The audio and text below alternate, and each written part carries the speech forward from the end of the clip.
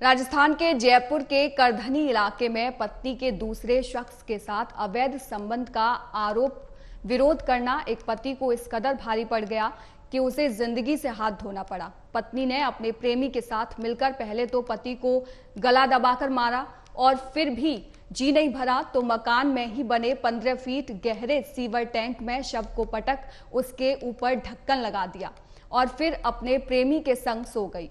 लेकिन टैंक में दिनों दिन बदबू उठते देख अन्य किराएदारों ने टैंक का ढक्कन खोला तो उसमें सड़ी गली लाश देखकर होश उड़ गए।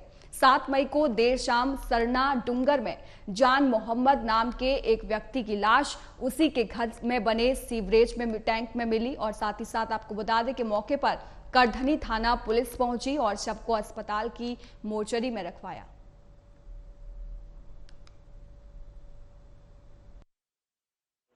7 तारीख को ये सूचना मिली किसी महिला के द्वारा कि उसके घर से सीवरेज टैंक में किसी व्यक्ति के सड़ने की बदबू आ रही है। जब पुलिस टीम मौके पर पहुंची तो वहाँ पे जो व्यक्ति की लाश मिली उसके बाद में वहाँ से हटा के बोर्ड से पोस्टमार्टम कराया गया।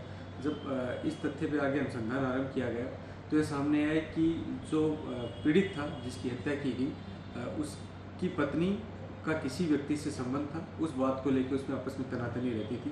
इसी क्रम में उन दोनों ने मिलकर जान मोहम्मद को मार दिया। ये तथ्य भी सामने आया कि जब से पति घर से नहीं था 2 तारीख के आसपास से, तब से लेकर उन्होंने लगातार थाने में कोई सूचना भी नहीं दी।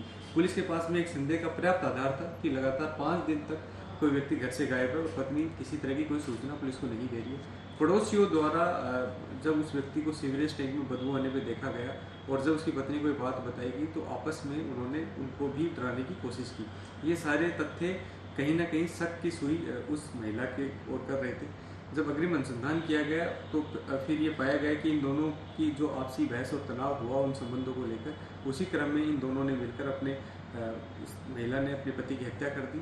और चूंकि सीवरेज टैंक में इन्हें ये लगा कि शायद लोग उस बदबू पे शक ना करें, इसलिए सीवरेज टैंक में हत्या करके वहाँ मर्द शरीर को डाल दिया इन्होंने। इन दोनों का प्लान ये था कि ये सब करके ये अगले 1-2 दिन में यहाँ से निकलने वाले थे।